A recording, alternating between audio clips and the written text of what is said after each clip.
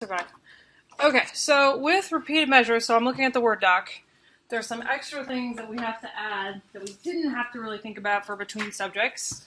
So let's see, I can make this probably even bigger, so more visible. So the biggest problem people have is separating the IV and the DV, especially when the data is in wide format, which is how our data set started. Because the IV and the DV are often, they feel like the same thing.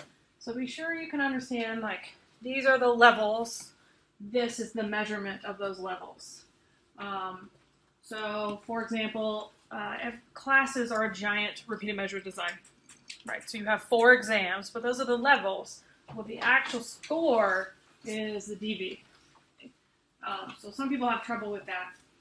The other issue is wide versus long format, which we did for dependency a while back, but I figured we've all slept since then, so we're going to recover what does that even mean. Because you have to data screen in wide format. Okay. And then when we get to the ANOVA and the graphs, we're going to do that in long format. And we'll get to why in a second. Okay. But the cool thing about repeated measures, and one reason why people really use them a lot, is because you're measuring the same people a couple of times, which is really common if you're going to do pre-test, post-test designs, or in our lab we might measure them on a lot of different items. But that's going to be better for you because that's going to reduce the error rate, so that within subjects variance, the denominator, because we're accounting for the peopleness of them. So some people start high on scores and some people don't. So it accounts for those automatic differences because people are people. So you get more bang for your buck. They're tested multiple times, and you can control for the fact that they're the same person over and over again. So that's why people like repeated measures designs, power. The drawback is the study construction sometimes. So if you have them doing the same thing over and over again, you're going to get fatigue, they're going to get bored, so they're going to do worse, or they're going to get practice effects, so they're going to get better. And so it could go either way, you're not sure. Or sometimes carryover effects, which means if I do this one first, it affects the second one in a different way than if I switch them. So for an example, we have a scale that has this question, and it's like, my life is meaningful, life is great, life is wonderful. You hit question 15, and it's like, death is a way out. And it's just like out of nowhere. And then 16 is suicide is an option for me. And then it goes back to my life is happy and wonderful. So where that question appears can cause problems with the next questions. So something we're testing right now, if that question is, it's already problematic because 18-year-olds are like, what? Whoa, what just happened? But we're trying to see if it affects questions negatively. Okay. So that's an issue with repeated measures designs. Because in between subjects, they only do one thing and they never see the other things. So what we did, or what I fake made up data for, was I was thinking of a friend of mine that tests heart rate and disgust responses.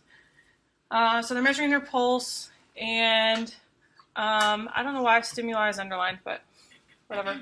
So one of the stimuli was a neutral picture, things like toasters. And so they're showing them these pictures and they're getting the response. They're also getting skin conductance, salivary sweating. While other options are pictures of puppies and babies. And then their negative stimuli is they have pictures of war, mutilated faces, dead people, gross things, rotting bodies. They showed me their set and I was like, I'm good. I'm good. But they're really gross. So they study disgust. So obviously that's going to change heart rate for participants across the stimuli, but considering that people start at different heart rates, resting heart rates, we have to control for that by testing them multiple times. So this is a perfect repeated measures design, because then I can control for the fact that people start at different places. Okay. So the stimuli type is neutral, negative, and positive, and their DV is heart rate. We're going to start with G power. Yay! I cannot make G power any larger, like visually. So what you want to do is under test family, everything we were doing for the next couple of weeks is F. The statistical test on this one is repeated measures, oh my god, it's tiny, within factors. So basically it says repeated, because that's what we're doing, is repeated measures only within factors. I'll leave type of power analysis alone. And then I can estimate an effect size. So what did I say to do? I said to estimate a large effect size. So I'm going to click determine. So if you hover over this effect size thing, I think this wasn't clear last time. It will usually show you, come on, play along. Hopefully yours pops up and says small, medium, and large for an F. So I could use that, or I can click determine, and then not from variances, but direct, and enter my eta. So if you're working on this meta-analysis project, you're essentially calculating an average effect size that you can then use to estimate how many people you need for your thesis, project, whatever. So if I go with a large effect size for eta, that's 0.25. I'm going to click calculate and transfer to main. And then I'm going by what all this says, but I know what I wrote, so I'm going to just tell you. So alpha is always 0.05. Power is 1 minus beta. We're setting beta at 0.2. I changed that. The last one, it just said beta equals 80. That's not correct. Power equals 80%. It's 1 minus beta, which is 0.2. And that is just industry standard. That's what people normally go for. It's a nice compromise for finding an effect and not saying something happened that it didn't. Here's the confusing part. I don't know why it says number of groups here. I don't have any groups. Yeah. Okay, does power, is that 80 or 2? 80. Don't put 2, it'll freak out. Because power is a percent. So if you put in 2, it's going to think you mean 200%.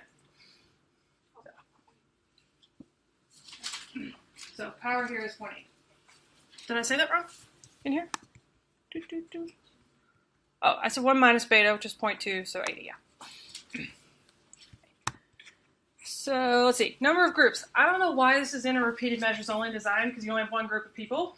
So it's actually the number of IVs. So there's 1. Okay. Number of measurements is the number of levels. So we've got 3, positive, negative, neutral. So 3. We're doing really simple designs right now to learn this. And then 2 more new things. So core among repeated measures is the correlation between repeated measures. You expect them to be correlated. It's the same people over and over again. If they're not answering in a correlated way, what the hell are they doing? Right? Especially for pulse. So here we would guess, if I have no data at all and I'm just guessing, I would leave it at 0.5. 0.5 to 0.7 is a good estimate. If you have data already, so let's say you ran a pilot study and you know that it's higher than that, I would put in that number. But what people generally do is guess or pick the lowest correlation between measures. So that will overestimate the number of people you need, which is good. So leave that at 0.5. And then the non-sporicity correction, epsilon is the little symbol. We're coming back to that later. So leave it at 0.1. Or leave it at 1, rather. Not 0.1. So if hit enter or calculate, I have no idea how I can see the word calculate, because normally on a Mac it's off screen. Okay. So I need 7 people. If you remember our between subjects example, we need what, 150 something? Okay. So repeated measures is a lot more power. Alright. Blah, blah, blah. Here's my 7. So let's see if we can get 66 people. So I changed it to a small effect size. So click direct, and then small is 0.01. Calculate and transfer to main. You'll see that it went to 0.10, which is F's version. I don't know why they use F, they just do. Leaving all this the same, but changing the correlation to a higher number. It's a 0.8. So now I need 66 people. So I lowered the effect size, which means I need more people, but I raised the correlation, which helped me out. So there's the larger the effect, the less people. The larger the correlation, the less people. So you want big numbers for this. If you don't know any of them, leave effect size as medium, small to medium, and correlations as 0.5. So that is how you use G-Power. If I make you do any G-Power on the homework or whatever, I'll tell you what options to pick.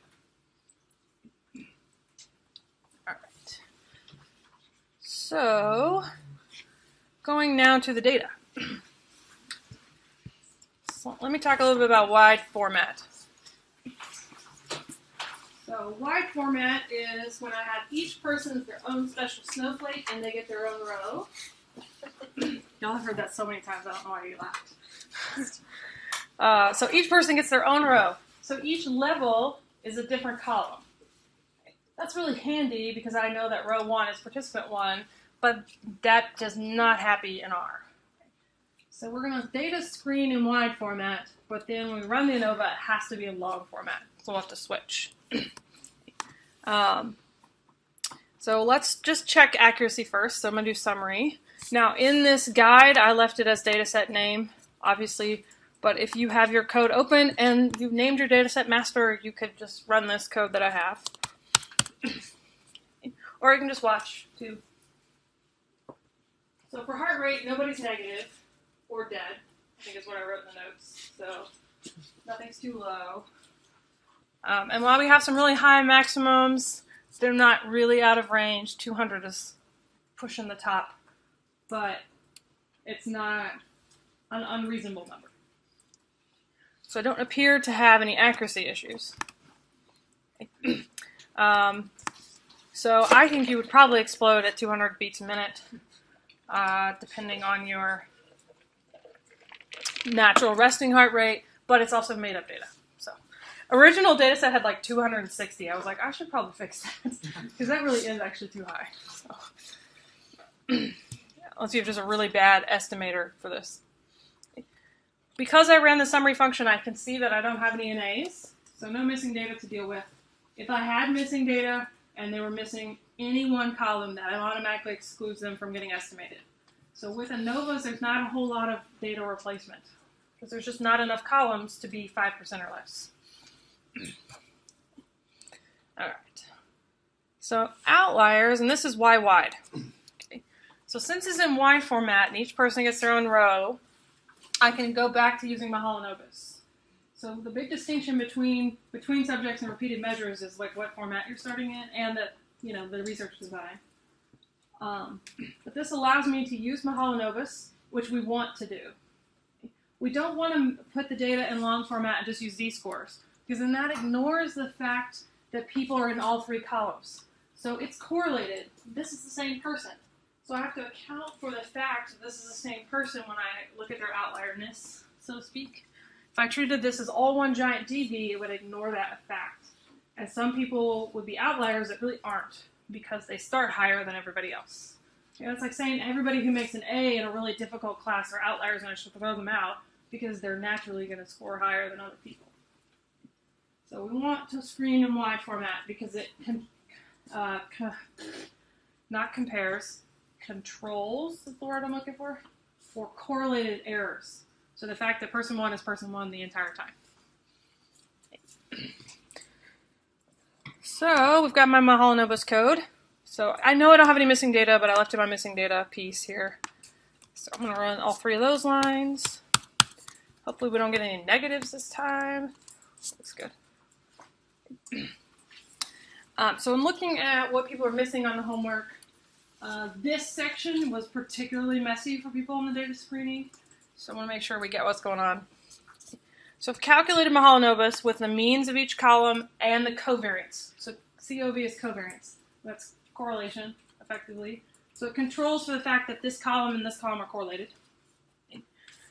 And what we're going to do is calculate our cutoff score. So it's p less than 0.001 for the number of columns that we're using. I didn't exclude any columns because look at the data set. There's nothing to exclude. Right? There's no categorical variables yet. So I've created my cutoff. Now when you're asked what is the cutoff score, just run the word cutoff or look at it over here. One of the two. So I got 1627. And then for degrees of freedom, it's in call for the data set name. So how many columns went into that calculation? So it's 3. So that was, I feel like if you missed one, you tended to miss like 4 in a row, which is because they're all tied together. But that's how you get the answers to those questions. because I promise they're on like every assignment. So don't miss it every time. Okay. All right, so that's how I get degrees of freedom in my cutoff score.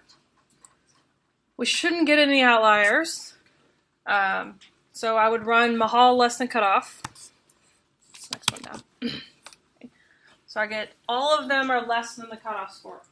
So that means they're all fine, because they're all less than the cutoff score. Okay, we're looking for falses here. And the reason I do that instead of reversing it is to make sure you do this in the right direction. Okay. So we're going to subset out anybody who's an outlier. I know I don't have any, but I'm just going to run this line anyway. That will clear out my missing data, if you have missing data, and also just make sure that you don't forget to exclude people. So I don't have any outliers because my data set didn't change, but if I did, that would exclude them. So if you miss the degrees of freedom and cutoff score apart, that's how you get those numbers.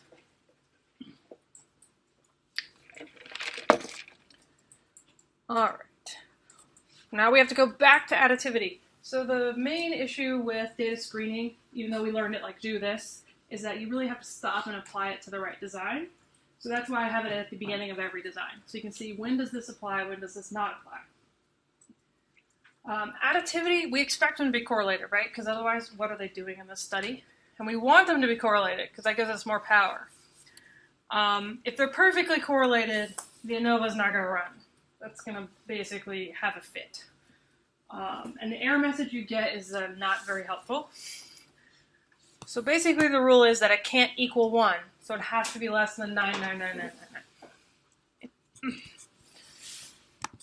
So I'm going to get my correlations. So I'm using my no-out data set. The other thing that you want to watch and make sure you're doing is if you rename a data set, so I called it no-out here, be sure you keep using the name of the new one down here. So don't switch back to an old one in the middle. So I got my correlation table, and I'm going to run my symbols for numbers chart. And then I tried to draw here what's going on. This is my 1 a.m. brilliance. I can use arrows. Okay. So here, across the diagonal, that is supposed to be 1. Because that is it correlated with itself. Neutral correlated with neutral. It abbreviates when the names are long. Positive or positive. If those aren't 1, I don't know what you did. Because they're supposed to be 1. The issue is we don't want anything below that to be a 1. So I have stars and pluses, which would normally be bad, but this is repeated measures, so they're okay. And then if I, as part of G-power, say, use the lowest correlation between columns, you run Coral, you've got a fairly small chart, so it's easy to read. I can look at my correlation table, so here are my 1s again. All right, here, let me make this a little bigger. Look at this one. So here are those 1s. And we got stars and pluses because they're really correlated because this is made-up data. So 0.95 is pretty high. But for G-power, I would use the lowest correlation. So here it's 0.85. So I asked you, hint, to use the lowest correlation between, columns. That's what I'm looking for. So, yeah, that might be on the assignment that is made up in my head, but not written down yet. Okay, questions so far? No, not yet. Yeah, I know we'll finish with time for you to try a lot of this on your own too. Okay, this assumption setup, I copied that directly from the data screening one. So that has not changed at all. So I'm going to set up my random variable. It's going to be fun. We're all going to get slightly different charts, so we'll see. I'm going to run my fake regression so I can get my residuals and my fitted values. Okay. So we need those 4 lines can migrate across scripts because it doesn't change. The main thing is you want to make sure your data set is called no out or rename that. Make sure. Okay, scroll through this. So our normality hasn't changed. We're just looking at a new picture here. Oops, did I get it? Oh, okay. So this not one I saw last night. So the nice thing, or the interesting thing about this, because we're using a random variable, if one of your charts is bad, try running it a couple more times to make sure it continues to look bad. So if 1 out of 10 trials looks bad, you can go, well, this is the number problem. But if you run it 3 times and it's bad every single time in slightly different ways, then it's bad. Well, this one looks pretty good. We got this person out here, probably our high heart rate person, but otherwise, you know, it's between 2 and 2, centered over 0. It's pretty data because it's made up from a normal distribution. But this is the one I got last night. Still between 2 and 2. Alright, so my linearity plots, QQ norm. Okay, I have my line. Also looks pretty good. You always have that one person on the end that just refuses to sit on the line. But that's okay. The more data points you have, the less that happens to you. So that did the same. I was like, oh, look how awesome it is. And then there's that one person screwing it up. Well, they're all pretty close.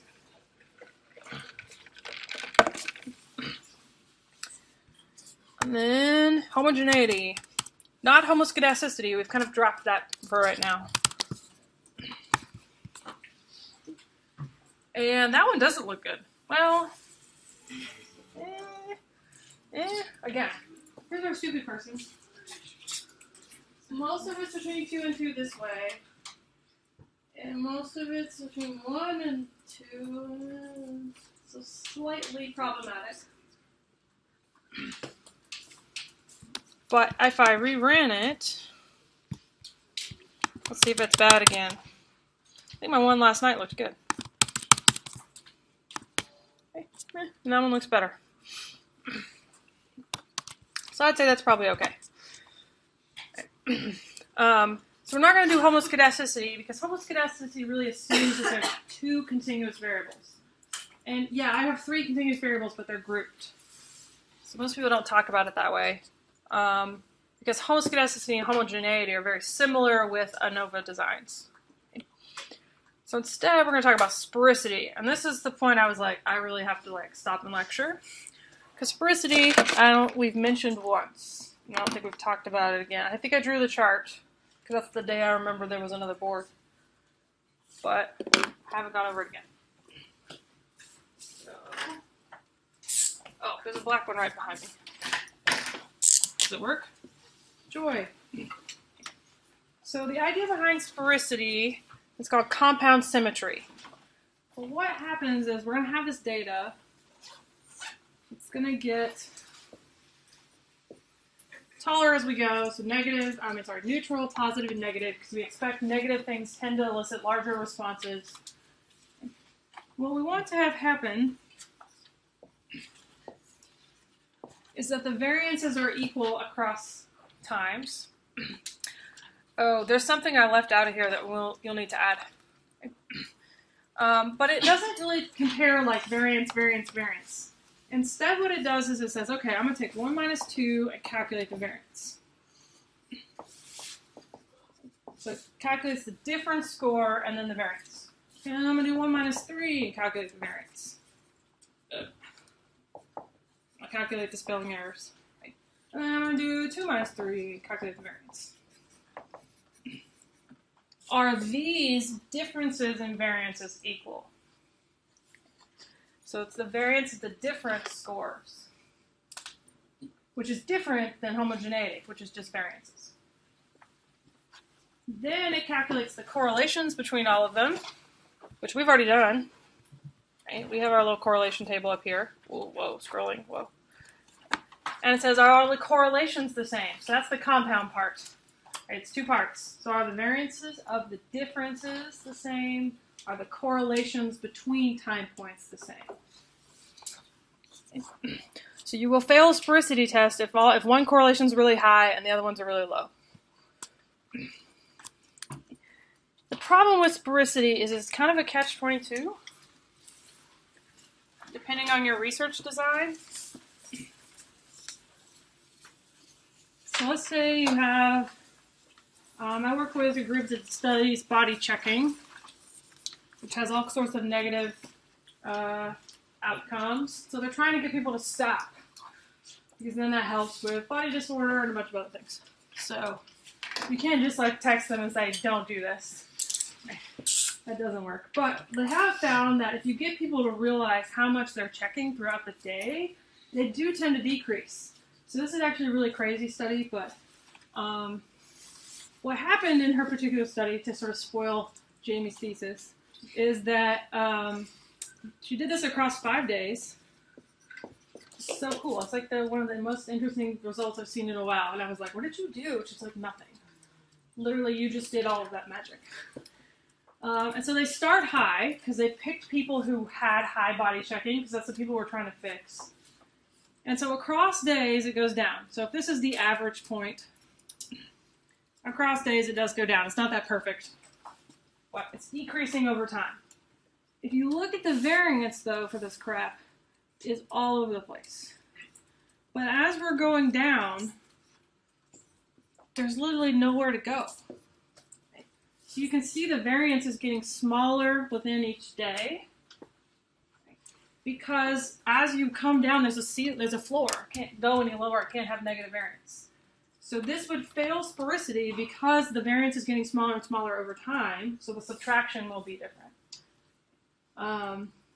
And so any type of design where you're trying to increase people's scores or decrease them naturally will have a variance issue. Because as they reach the bottom or the top, like we're trying to improve grades, there's nowhere else to go. So there's no variance to have. Because the people who start high have the furthest to come down. Sometimes this is called a regression to the mean problem, but really it's a regression to the bottom issue. Now the cool thing about Jamie's study is that's not quite what it looks like. It's really interesting because it did this. So neat. So during the day, as they go throughout the day, they check more. And then they have a drop, and they check more, and they have a drop, and they check more. And so over time, the whole thing is going down. But within a day, they're going up, and it was like, wow. So she's speculating on the why. But it was really interesting. So her graph was like these little flames. I was like, that's really cute. We didn't do that on purpose. But they did find that they were able to decrease body checking, which was the ultimate goal, so that was good. But that was a really big sporicity issue. I was like, I'm glad we're not even trying to control for it, because it was a hot mess. But kind of a neat study. I can't imagine. I don't understand how their lab handles testing participants 5 times a day for 5 days. Blah, so much work. But compound symmetry is equal variance differences and equal correlations, and it's just really hard to meet. So often people ignore it. We're going to talk about it so you know what it is, but my feelings on sporicity are who cares? We will get the test automatically. Now, it's got the same thing as Levine's. It comes out automatically with the ANOVA, which is nice because I don't have to think about it. But we have to get into the running the ANOVA part. All right. So this is in a slightly different order, but you do have to add the participant number before you melt, before we reshape. So always add the participant number first.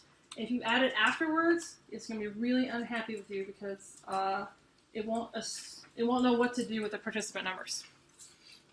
So add it first. And that's the same code I had last time. So now I have a participant number. Because what we're going to do is melt the data. So I texted Rachel last night. I was like, we're going to melt tomorrow. And her response was, oh, God, no. So this isn't hard when you do it 5 or 6 times. And I think we've only done it twice. So we're going to take the data in this wide format and smush it into a long format where each person's going to have 3 rows. So you have to have a participant number to help do that. All right. So to do that, you have to use reshape. Do not use reshape 2. This code will not work. So reshape library, which you should all have, because I'm pretty sure we did this for dependent T. And then a reminder, what is all this stuff? So the code is melt, because we're melting it down. To go the other way is much harder, so let's not go from long to wide ever, because it's really difficult. It's called cast, just for fun. I don't know who was like reading too much Dungeons and Dragons when they wrote this code, but that's what it reminds me of. So the first thing here is the data set, so we're still using no out. This time we do have an ID number, it's participant number. They do have to be in quotes, so that's wildly inconsistent, I know, but it does need to be in quotes. I don't have anything else I want to leave alone, so I just did that one. And then the measured variables are my column labels that I want to squish into one. So that's all your IVs. The worst is when we're going to do next week doubly repeated measures. So you have two IVs at once, so you have to melt and then do some fun column adding. That's probably the worst thing we're going to do in this section. Alright, so I'm going to run those three. And then open up long data. So you'll see I have three columns, but now they're stacked. So participant 1 has 3 rows. So I have to have that participant number to know who they are, especially if you have missing data. So I just took these 3 and combined them into one. So this is long format, where each long format is where each level gets its own row. Did all this. I'm going to rename the column names because variable and value are the worst labels, like Y. Variable means IV, value means DV, but I'm going to make them something else because then later I'll know what I'm doing. So I left part no there, and then I have picture type because that's what the IV is, and then heart rate.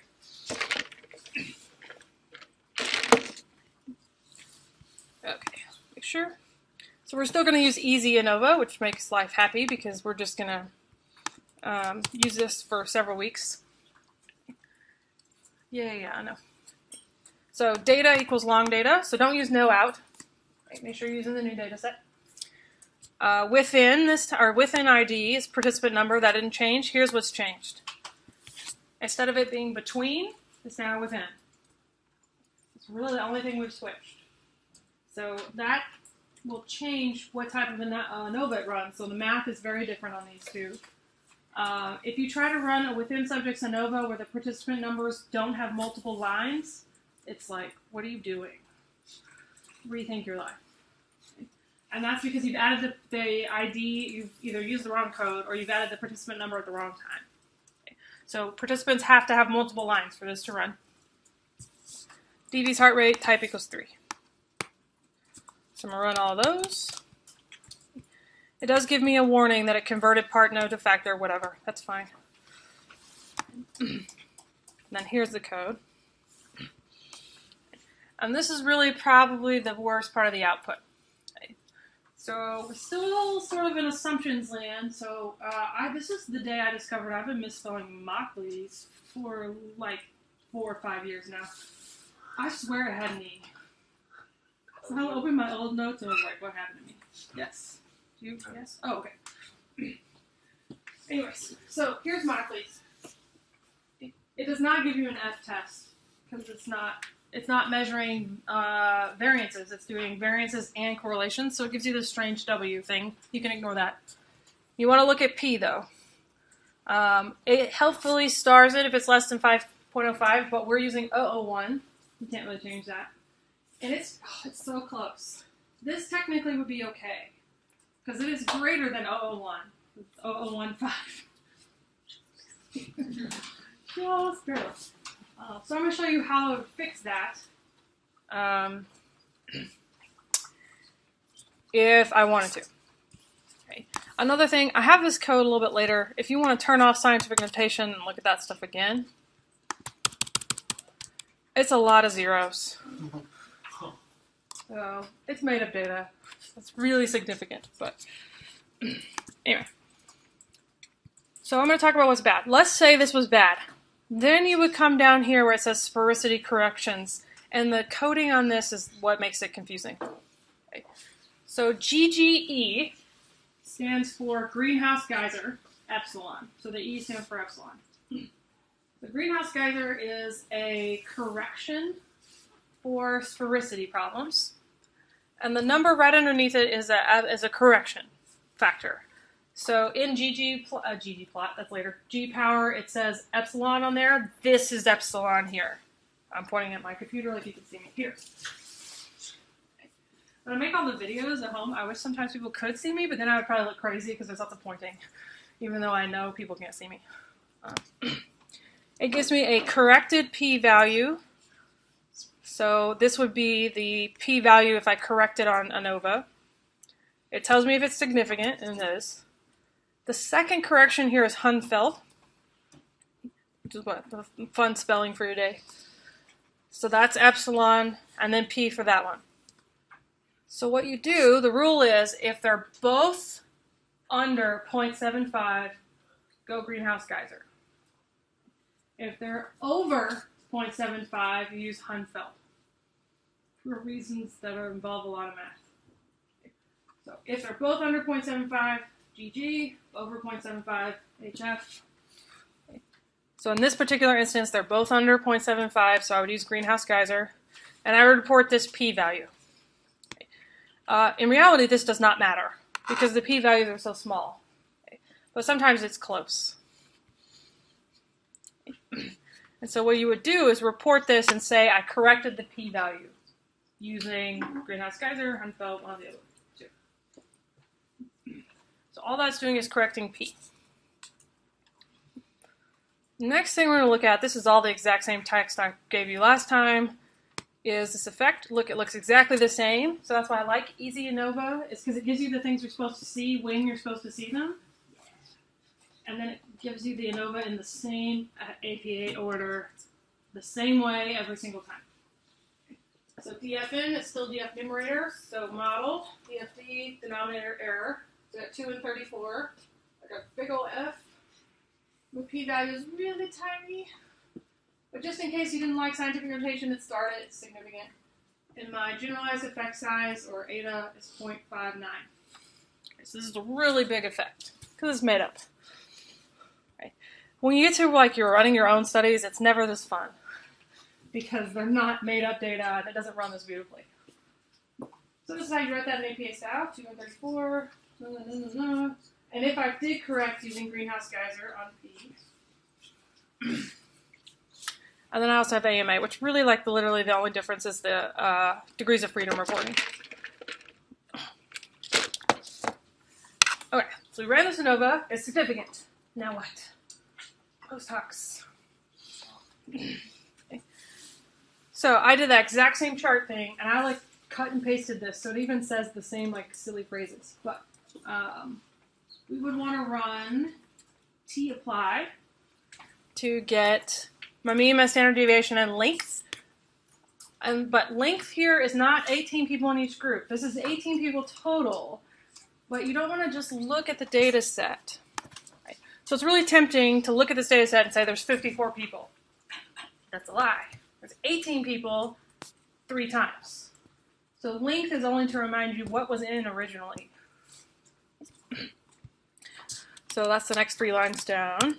And then next week we'll do two-way design, so we'll have 2 variables in here, and this will be even more useful to apply. So got my means, I put them all in here. Means, SD, and N. So these are the same 18 people. So don't treat this as independent T. And so I dumped them in my little table. So we're still going to use pairwise t-test. So I think most people got through this part last time. So pairwise t-test allows for all the t-tests at once. Woo! So I don't have to do them one at a time, unlike Cohen's d, which you do have to do one at a time. However, here's the difference.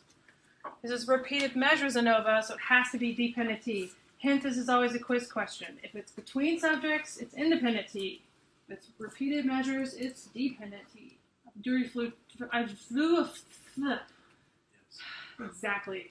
I drew you a flow chart one day of those. So be sure you got that. That's always a quiz question. So we're gonna do pairwise t.test. dv, comma, iv, paired equals true. Adjust with Bonferroni. I've turned off scientific notation, so it shows me all the zeros. That next line down is how to turn that off, if you don't remember. I don't think I had done that when I did this. So it gives me the E values here. But make sure you're doing the right thing. Make sure it says pairwise here, paired T. Because if you forget that paired equals true, you're going to get independent T, you're going to lose power, and you're going to be sad. And you're going to get it wrong. So, you know, if you're very grade oriented, you're going to lose points. If you very do this right oriented, you're going to do the wrong thing. So what does that imply? Bonferroni's changing P, and they're all less than 0.01, so they're all significant. Yes, that was spilled in my little charger. Don't ever put P equals 0. Either myself or Rachel will murder you with our eyeballs. So P less than 0.01. So positive stimuli have a higher heart rate than neutral stimuli, big shock. Negative stimuli have a higher heart rate than neutral stimuli, also shock. But negative is higher than positive. And that matches a lot of psych research. It shows that negative stimuli are just, we react to it more visibly. It's the same thing with language. Reading double negatives or any type of negatives takes you longer to process because it's harder to, you react to it more. Plus, these are mutilated faces. So, I tried to match what their study found. I'm going to do this through my effect size script, which it seems like a lot of people are using. Which I have to open. Where did I hide that? Stuff to deal with. Okay. Tell that thing to run. Hopefully, if you're having trouble with it, we'll figure out what's wrong with it. But I want to use dependent-T, and I just stacked to this code so it was a little easier to read. But we're going to use averages. There's actually 2 effect sizes for dependent-T, but you don't really have the numbers that you need to do dependent-T differences. And I don't even think we've been doing this, I've told you how to do those. So use dependent-T average. And then it looks just like independent-T, but it's mean 1, mean 2, SD1, SD2, and 1 N. Because there's only one group of people. So there's no double N's. Alpha's 0.5, decimals are 2. So you should get the output that's in the notes here. And it says T and P is not reported because they're not correct. So it doesn't even show them to you, so you're not tempted to use the wrong ones. Yes, dependent-T averages. Because you don't have the numbers that you need for differences. Oh, no, I got an error. Did you run the F size? So you have all of this over here. So if you don't have all the functions on the side, it doesn't know what to do.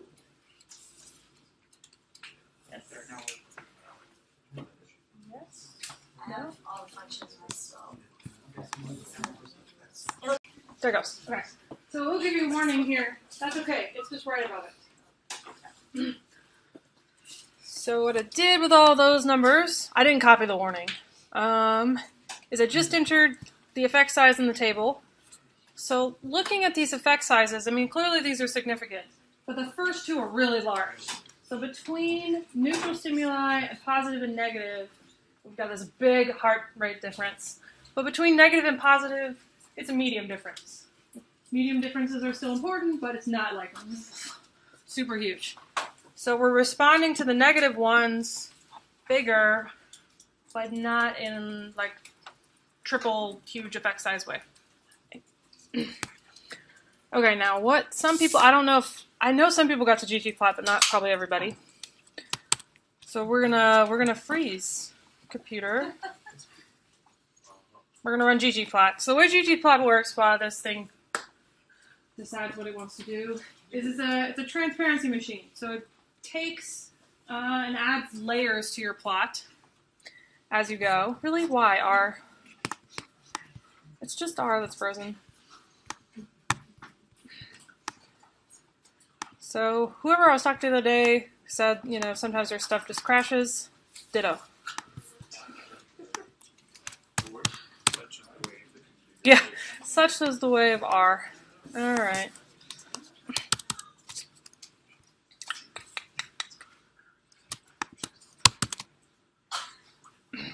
Oh, it's going to throw up when I get to the... There we go. Whatever. Okay. So ggplot. We're going to build our plots, and then we're going to add pieces to it. And the very first thing I have is this giant theme code. Okay. That needs to go every time you make a plot. You will run that exact thing. So this is new from last semester. I added the text to make it a little larger. Okay. So what that does is it turns off the hideous background that comes naturally with these plots. It adds axis labels. It makes it black and white because journals only print in black and white unless you're made of money, which I am not. And it changes the text to something other than super 1020 vision. Okay. So what I do is I save all that as theme. And it doesn't do anything. That just saves it over here for you to use again and again later. Okay, that is something you have to run every time you want it, but it's really useful. Now the way that the plots work is that we have the dataset name, x, comma, y. Nearly everything we do is y, comma, x, so be sure you're putting this as x, comma, y. I wish they made it match, but they don't listen to me, so. If I run just bar graph, what I get is an ugly plot. Why? Why is it gray? Why? So stupid. No one ever prints gray graphs. Like, that's not a thing. They will laugh at you. But it shows you, if in tiny type on your computer, that I have what I'm expecting to see. So I've got my x-axis on x, so my groups, and my heart rate on y. So at least it's got the right variables. The next piece down, like in the notes as this walks through, because it shows you like each part that I'm adding, does the bar graph and the confidence intervals. So this code, stat summary here, that also goes verbatim across these two. When we get to having multiple variables, it's going to change just a little bit, but that you can cut and paste. There's nothing that I'm going to change. What does it do? Well, it calculates the mean and graphs it as a bar graph. That's black and white. Then it calculates a confidence limit and graphs that as an error bar. And then this code makes sure that it's like not stupid looking. This is essentially the only way to put that. Okay. So if I run that, I am ignoring that last plus there. I should get still an ugly bar graph, but it has bars and error bars. You get an HMISC error. We can fix that in a minute. I think most people we've solved that problem. But if you don't have HMISC, it won't do the bars. If you don't leave in the width piece here, it draws the error bar across the entire thing, and it looks dumb. If I wanted to clean up that plot, I could run it with the theme. So less ugly plot. Yes, much better. And then the last pieces I have on here are just how to add X and Y axis labels. That's probably the easiest part of this code. It's X lab for X label, Y lab for Y label. And then if I want to change the